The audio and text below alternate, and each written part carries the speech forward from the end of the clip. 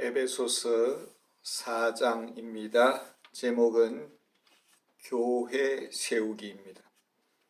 1절 말씀 보겠습니다. 그러므로 주 안에서 갇힌 내가 너희를 권하노니 너희가 부르심을 받은 일에 합당하게 행하여.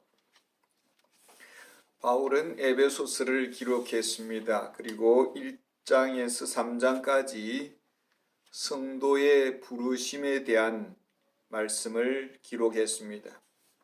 하나님이 불러주셨습니다. 하나님이 선택해 주셨습니다. 하나님께서 구원해 주셨습니다. 영원한 기업의 복을 베풀어 주셨습니다. 주님의 몸 안으로 부르셨습니다. 그리스도와의 생명적 관계 속으로 부르셨습니다. 하늘의 천국 시민권자로 부르셨습니다. 이제 그러므로 이렇게 말을 하고 있습니다. 이제는 새로운 전환점에 서 있다라는 것입니다. 새로운 피조물, 새로운 구원의 생명을 가진 자, 천국의 그 사회 시민으로서 그 합당한 요구 기준에 맞게 처신할 것을 요구하고 있습니다. 에베소 성도들의 이전의 삶은 어떠했을까요? 이방인으로서 살아갔던 과거의 삶은 어떠했을까요? 하나님이 불러주시기 전에 저들은 세상에서 어떤 방식으로 살았을까요?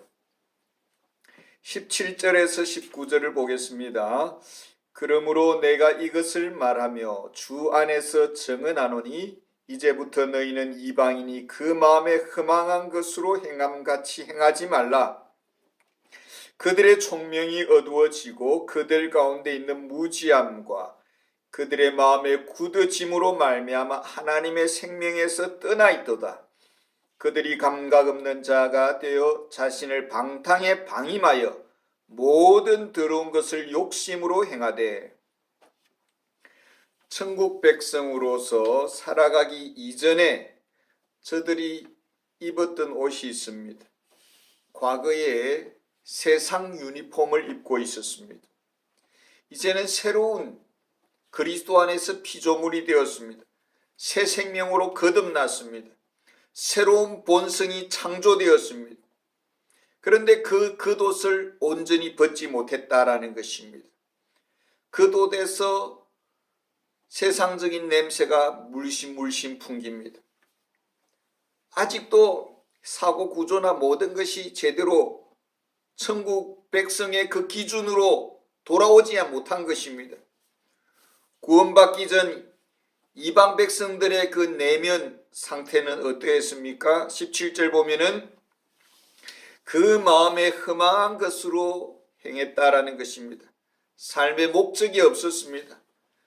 나는 어디서 와서 무엇을 하다 어디로 갈 것인지 모르고 하루하루 무의미한 삶을 살았습니다. 무가치한 그 장난감을 가지고 그저 눈앞에 그 즐거움에 빠져서 살았다라는 것입니다. 전혀 장난감을 가지고 노니까 생산적이지 않는 것이죠.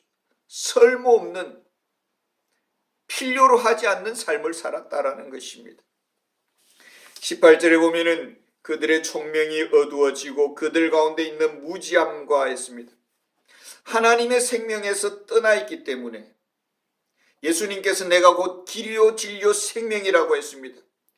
그 길에서 떠나고 그 생명에서 떠나고 그 진리에서 떠나 있었습니다.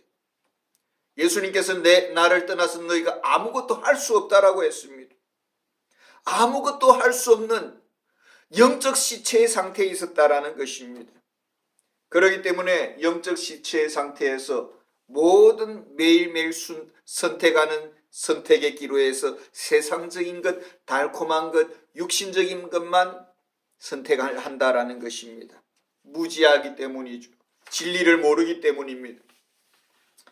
또한 그들의 마음이 굳어졌다라고 했습니다. 마음이 너무 뻔뻔하다라는 것입니다. 방금 약속을 해놓고 바로가 모세와 방금 약속을 해놓고 방금 또 약속을 취소를 시킵니다. 전혀 어떤 원칙이 없고 기준이 없다라는 것이죠. 19절에 보면은 그들이 감각 없는 자가 되었다. 수치심을 모른다라는, 부끄러움을 모른다라는 것이죠. 그냥 통제할 수 없는 욕심에 자신을 내어 맡겠다라는 것입니다. 미국의 그 포르노 산업이 미국의 음악 산업 그리고 영화 사업하고 합쳐도 정말 합친 그런 사업이라는 것이죠. 잘못된 수도관에서 계속 물이 흘러나오듯이 음란 사업이 계속 그 사회를 더럽히고 있다는 것입니다. 이것이 미국만일까요? 전 세계적인 현상이 아니겠습니까? 에베소 사회는 어땠습니까? 에베소 사회에는 아데미 신전이 있었습니다. 아데미 신전 아시죠? 아데미 신은 섹스의 신입니다. 그러니까 수천 명의 여사제들이 그 에베소 그 신전에 머물렀습니다. 그리고 그 속에는 매춘하는 여성들이 많이 있었습니다. 타락한 도시, 그 도시 속에 살던 사람들입니다. 그 타락한 문화 속에 같이 젖어 살았습니다. 이제 복음 안에서 새로운 사람이 되었습니다. 천국 시민으로서 합당한 삶을 요구받고 있습니다. 그러기 위해서는 지난 과거의 옷을 벗어버려야 한다는 것입니다.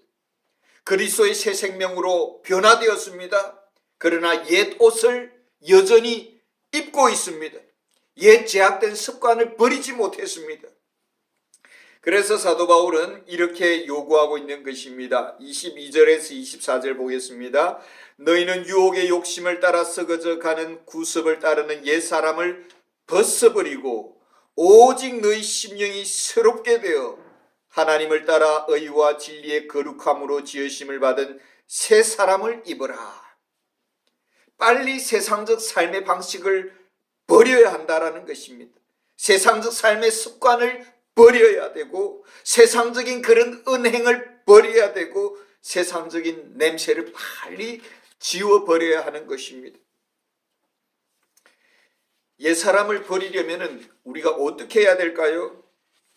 하나님의 거룩한 말씀 앞에 나와야 되고 그 거룩한 말씀의 거울 앞에서 내 영혼의 상태를 살펴보아야 되는 것입니다. 그리스도에게서 말씀을 듣고 배움으로 나는 지금 어디까지 와 있는지 내 영적인 상태, 내 삶의 상태를 볼 수 있어야 되는 것입니다. 그래서 20절, 21절에 이렇게 말합니다.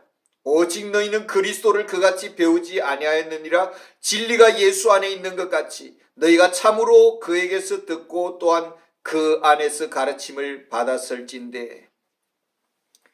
옛 세상의 옷을 벗어버리려면 어떻게 해야 됩니까? 그리스도의 새 옷이란 무엇입니까? 그리스도의 말씀 안에서 우리가 우리의 내면을 보아야 됩니다. 내가 얼마나 세상적으로 살아왔는지, 내가 얼마나 잘못되어 있는지, 내가 얼마나 영적으로 무지한 상태인지, 어리석은지를 볼 수 있어야 되는 것입니다. 그러기 위해서는 우리가 진리 앞에 나와야 됩니다.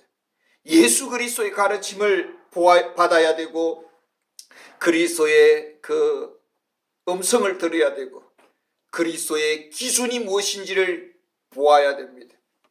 그리스도께서 걸어가신 걸음을 보아야 되고 그리스도의 생각을 우리가 알아야 되고 그리스도의 마음의 넓이와 높이와 깊이를 우리가 깨달아야 됩니다. 그리스도의 거룩함을 우리가 간절히 갈망해야 되고 그리스도의 거룩함 앞에서 내 자신이 얼마나 수치스러운지를 볼 수 있어야 되고 그리고 뼈아픈 회개를 할 수 있어야 되는 것입니다. 진정 그리스도인으로서의 변화의 증거들이 무엇일까요?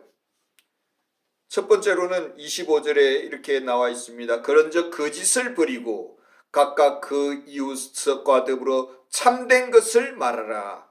이는 우리가 서로 지체가 됨이라. 어느 생활의 변화를 요구하고 있습니다. 거짓말을 하지 말아라는 것입니다. 우리가 진실한 말을 한다고 하면서 우리 속에 있는 솔직하게 나는 당신을 솔직하게 미워했어요. 이런 식으로 말하는 것은 아주 어리석은 행동입니다. 우리의 타락한 그 솔직함은 다른 사람에게 도움이 되지 않습니다. 이것은 내가 하나님 앞에 사랑을 구해야 될 기도의 제목이지, 내 솔직하다고 모든 것을 다, 내 감정을 다 표현을 한다면 어떻게 되겠습니까?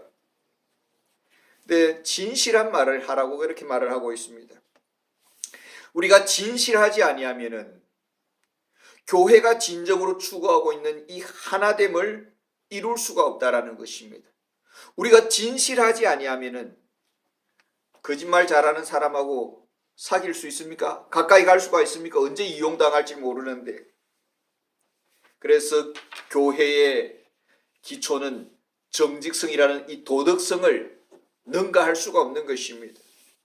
26절에 보면 분을 내어도 죄를 짓지 말고 해가 지도록 분을 품지 말며, 분노라는 이 감정의 문제를 잘 다스릴 수 있어야 되는데, 사람들이 나의 명예에 대해서 아주 먹칠을 하고 내 물질에 손해를 주고 그리고 나를 외면시키고 뭐 이렇게 할 때는 우리는 견딜 수 없는 그런 아픔, 때로는 분노를 느끼게 되는 것입니다.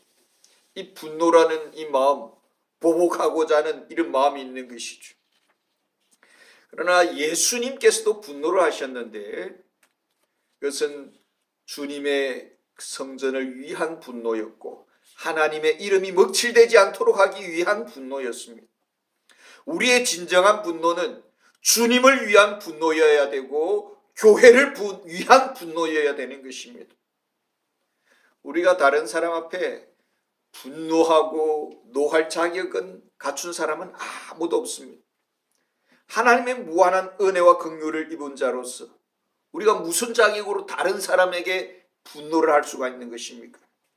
만약에 내가 누군가에게 분노를 한다면 그것은 내 안에 죄가 있다는 말을 고백하는 것과 똑같은 말이 되는 것입니다. 진정으로 분노한다면 예수님처럼 성전의 거룩함을 위해서 분노해야 되고 하나님의 거룩한 이름이 먹칠을 당할 때에 분노할 수가 있어야 되는 것입니다.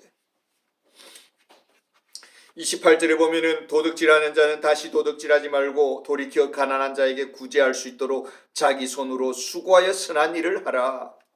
남의 물건 훔치지 말라라는 것이죠.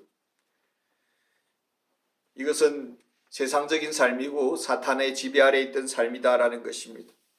우리 그리스도인은 6일 동안 열심히 일하라고 시간을 주셨습니다.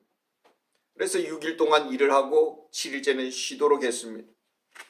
열심히 일할 것입니다. 그리고 필요를 채우기 위해서 우리는 노동을 할 것입니다. 그리고 많이 벌어서 많은 이득을 남기고 그 이득으로 나뿐만 아니라 내 가족뿐만 아니라 많은 연약하고 필요한 사람들에게 나눌 수 있는 그런 사람이 될 수 있도록 열심히 일을 해야 된다는 것입니다. 이것이 우리 성경적인 경제 윤리관입니다. 일하기 싫거든 먹지도 말라라고 데살로니가후서 3장 10절에 말씀하고 있습니다. 열심히 일을 해서 많은 소득을 얻고 그 많은 소득으로 많은 사람들에게 나눌 수 있는 그런 삶이 되어야 된다는 것입니다. 이것이 그리스도인의 변화된 삶입니다. 29절 보면은 무릇 더러운 말은 너희 입 밖에도 내지 말고 오직 덕을 세우는 데 소용되는 대로 선한 말을 하여 듣는 자들에게 은혜를 끼치게 하라. 25절에 보면은 진실한 말을 하라 그렇게 말을 하고 있고 29절에 보면은 덕을 세우는 말을 하라라고 했습니다. 덕이 되지 않는 농담, 험담, 비방, 욕설 이런 것들은 하지 말라라고 말을 하고 있습니다. 오직 다른 사람을 세우는데 말을 사용하라라는 것입니다.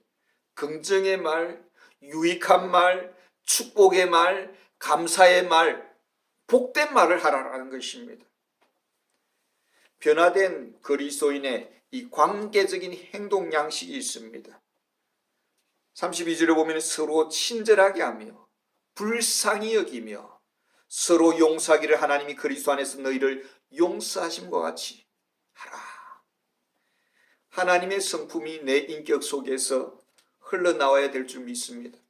사도 바울의 기도 속에 에베소서 3장 후반부에 이렇게 나와 있습니다. 속 사람을 강건하기를 위해서 기도했고 그리스도께서 내 내면 속의 주인으로 온전히 정착하도록 기도를 했고 그리스도의 사랑이 우리의 인격 속에 흘러나오기를 위해서 기도했고 그리고 하나님으로 충만하기를 우리가 기도했습니다. 이런 그리스도의 인격적 성품이 우리 안에서 흘러나온다는 것입니다. 흘러나와야 된다는 것이죠. 그것이 바로 친절한 그런 삶의 태도입니다. 제가 예전에 한번 해외에 잠깐 여행 중에 자동차 파킹을 하는 중에 저는 서 있고 그 주차장에 서 있었는데 어떤 사람이 이 차가 자기 차를 몰고 오다가 제가 서 있는 저 모습을 딱 보고는 저에게 엄지척을 탁 하는 거예요. 그 사람의 그 사회의 문화, 그 사회의 인사 문화인 것이죠. 저는 거기에 익숙하지 못해서 어찌할 줄을 몰라 당황스러웠습니다. 하나님의 성품으로 충만할 때 어느 누구에게나 이렇게 친절하게 인사를 할 수 있고 또 불쌍히 여길 수 있고 하나님께서 완전한 용서로 우리를 용서하신 것처럼 우리도 완전한 용서를 할 수 있어야 된다는 것입니다. 마음 깊은 곳에서 용서할 수 있어야 된다는 것입니다. 왜 사도 바울은 변화된 그리스도인의 이 덕성을 구구절절히 말씀을 하고 있는 것입니까? 진정한 우리 천국 백성들의 삶의 목표가 무엇입니까? 하나님께서 우리에게 요구하시는 궁극적인 삶의 목표, 방향은 어디에 있어야 되는 것입니까? 12절 보시기 바랍니다. 그리스도의 몸을 세우려 하심이라. 이는 성도를 온전하게 하며 봉사의 일을 하게 하며 마침내는 그리스도의 몸을 세우려 한다. 이것이 주님의 비전입니다. 당신의 피로 사신 교회가 든든히 서가는 것, 바르게 세워지는 것. 주님의 비전과 우리는 같은 비전을 가져야 되고 주님과 같은 뜻을 우리는 품어야 되고 주님과 같은 목표를 향해서 우리는 달려가야 되는 것입니다. 교회를 향한 비전, 그리스도의 몸된 교회가 온전하게 세워지는 것. 그러면 그리스도의 몸된 교회가 온전히 세워지려면 어떤 모습으로 나타나야 됩니까? 먼저 지금 현재 우리 교회는 어떤 방향으로 나가야 되느냐라는 것입니다. 하나님이 요구하시는 교회의 모습이 무엇이어야 되는가? 어떻게 해야 우리가 온전한 그리스도의 몸된 교회를 세울 수가 있느냐라는 것입니다. 3절에 보면은 평안의 매는 줄로 성령이 하나 되게 하신 것을 힘써 지키라. 이전에는 유대인이었고 헬라인이었고 남자였고 여자였고 종이었고 자유인이었으나 이제는 그리스도 안에서 성령 안에서 새로운 피조물이 되었습니다. 새로운 사람이 되었습니다. 새로운 천국 시민이 되었습니다. 모두가 그리스도의 몸이라는 하나의 유니폼을 입었습니다. 이제는 세상에 내가 어디에 소속되어 있는지 그것이 중요한 것이 아니라 그리스도의 몸 안에 소속되어 있는 것이 가장 중요한 문제입니다. 주님은 우리 교회를 향해서 하나 되기를 요구하고 있습니다. 이 하나됨을 주님이 얼마나 강조를 하고 있느냐 하면 4절에서 6절까지 한번 읽어보겠습니다. 몸이 하나요 성령도 하나 한 분이시니 이와 같이 너희가 부르심의 한 소망 안에서 부르심을 받았느니라. 주도 한 분이시요 믿음도 하나요 세례도 하나요 하나님도 한 분이시니 곧 만유의 아버지시라. 만유 위에 계시고 만유를 통일하시고 만유 가운데 계시도다. 계속해서 하나 한 분을 주장을 하고 있습니다. 교회는 하나의 교회일 뿐입니다. 주님의 교회만 있을 뿐입니다. 교회는 영적으로 성령 안에서 일치가 되고 다른 영은 없습니다. 다른 영, 귀신의 영이 있어서는 안 되는 것이죠. 우리는 영원한 미래적 삶을 함께 나눌 운명 공동체입니다. 우리는 서로 헤어질래야 질 수가 없습니다. 우리는 우리의 관계를 벗어날 수가 없습니다. 영원히 함께할 운명입니다. 우리에게 구원을 주시는 분은 오직 그리스도 한 분이십니다. 그리스도 외에 다른 구원을 주시는 분은 없다라고 했습니다. 우리의 신앙 고백은 오직 하나입니다. 사도신경이라는 이 신앙 고백 안에 우리는 하나가 되었습니다. 우리 하나님은 창조주 하나님이 되시고 구원주 하나님이 되십니다. 그리고 우리 아버지가 되십니다. 우리 아버지 하나님은 역사의 주인이 되셔서 이 역사의 수레바퀴를 지금 돌리고 계시고 통제하고 계시고 다스리고 계십니다. 만유 안에 거하시면서 모든 역사가 아버지의 손바닥 안에서 아버지께서 우리에게 축복하시고 사랑하시고 돌보고 계십니다. 왜 교회의 하나됨을 요구하고 있는 것입니까?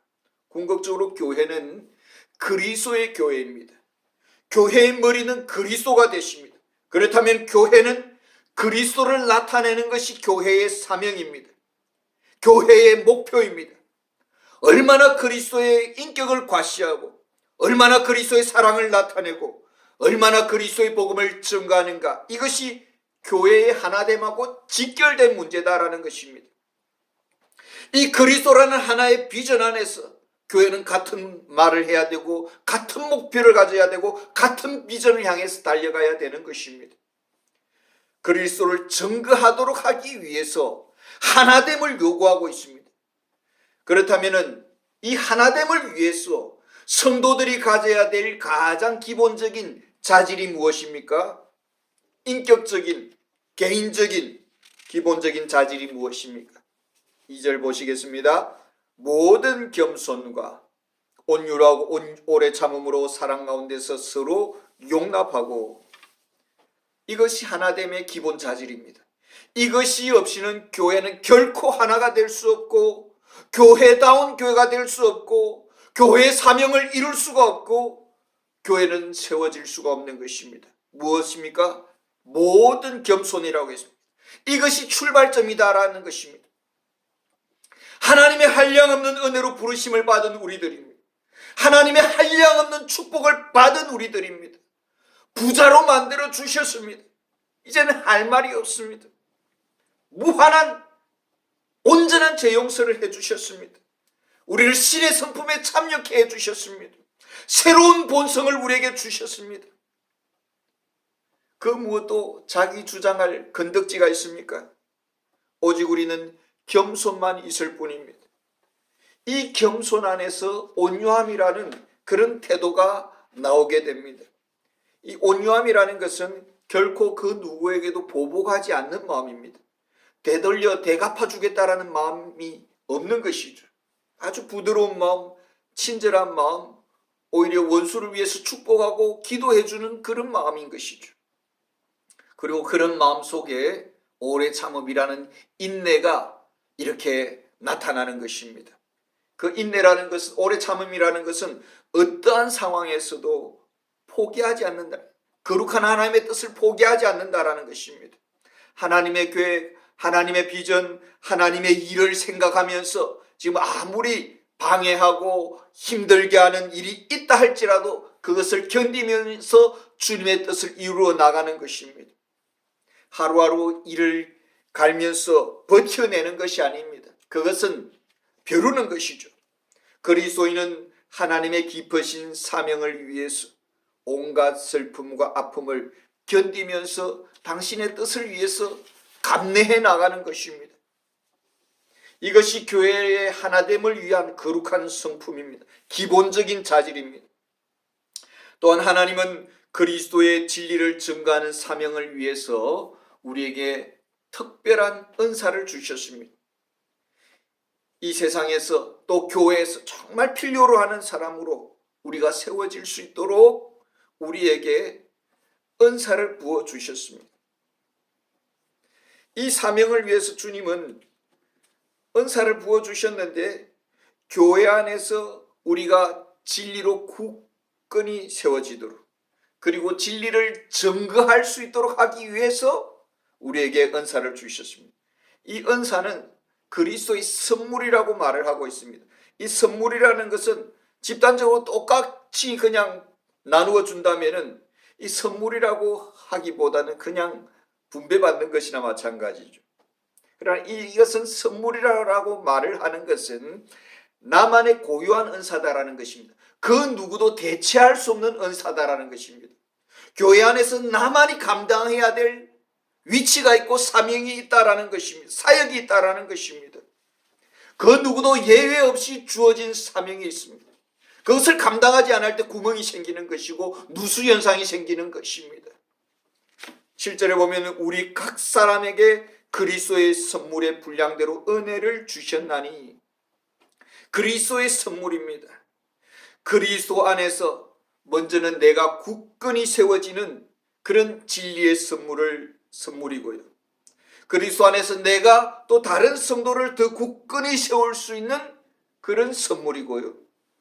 그리스도 안에서 굳건히 선 성도들이 세상 만민에게 또 증거해야 될 그런 은사입니다. 그러니까 은사의 궁극적인 목표는 그리스도의 사람이 되고 그리스도를 증거하는 데 있습니다. 교회의 모든 은사의 궁극적인 방향은 그리스도를 증거하는 데 있어야 된다라는 것입니다. 여기에 하나가 되어야 되고 같은 뜻을 가져야 되고 같은 비전을 가져야 되는 것입니다. 그리스도를 증거할 수 있는 성도를 세우기 위한 기초 건축자로서의 은사를 주셨습니다. 11절에 보면은 그가 어떤 사람은 사도로, 어떤 사람은 선지자로, 어떤 사람은 복음 전하는 자로, 어떤 사람은 목사와 교사로 삼으셨으니, 성도들이 그리스도 안에서 반듯하게 세워져야 되는데 진리 안에 세워져야 됩니다. 이 진리 안에 세워지기 위해서 주신 은사가 목사와 교사라는 것입니다. 이 목사와 교사들의 사명은 성도들을 진리 위에 세워지도록 준비된 자들이다라는 것입니다. 12절 보면은 이는 성도를 온전하게 하여 봉사의 일을 하게 하며 그리스도의 몸을 세우려 하심이라. 성도들이 어떻게 온전해질 수가 있는 것입니까? 13절에 우리가 다 하나님의 아들을 믿는 것과 아는 일에 하나가 되어 온전한 사람을 이루어 그리스도의 장성한 분량이 충만한 데까지 이르리니, 그리스도를 온전히 개인적으로 증거하고 또 말로서도 증거하고 삶으로서 증거할 수 있는 참 하나님의 아들을 믿는 믿음으로 세워지는 것입니다. 이것이 교회의 모습입니다. 그래서 우리 성도님들은 오직 그리스도를 닮아야 되고요. 오직 그리스도와 같은 생각을 해야 되고 그리스도와 같은 발자취를 따라가야 되고 그리스도와 같은 행동을 해야 되고 그리스도와 같은 사랑을 할 수 있어야 되는 것입니다. 어느 정도까지, 어느 수준까지 우리가 이르러야 됩니까? 15절입니다. 오직 사랑 안에서 참된 것을 하여 범사에 그에게까지 자랄지라. 그는 머리니 곧 그리스도라. 그리스도의 장성한 분량까지 그 마음이 자라고 지식이 자라고 그 성품이 자라고 그 행실이 자라가야 된다라는 것이, 이것이 교회이고, 오직 교회는 그리스도를 닮고 그리스도를 증거할 수 있어야 합니다. 모든 은사의 궁극적인 목표는 그리스도를 증거하는 데 있습니다. 이를 위해서 각자에게 특별한 은사를 주셨습니다. 예외 없이 누구에게나 주신 은사입니다. 만약에 우리가 이 은사를 사용하지 아니하고 성도를 세우는데 우리가 이 은사를 사용하는 동참하지 않는다면 은사를 주신 하나님을 모독하는 행위이고 불순종하는 행위이고 천국 상급을 저버리는 불행한 일인 것입니다. 사도 바울은 그리스도의 몸된 교회의 일원으로서 우리에게 진정으로 요구하는 것이 있습니다. 16절입니다. 그에게서 온몸이 각 마디를 통하여 도움을 받음으로 연결되고 결합되어 각 지체의 분량대로 역사하여 그 몸을 자라게 하며 사랑 안에서 스스로 세우느니라.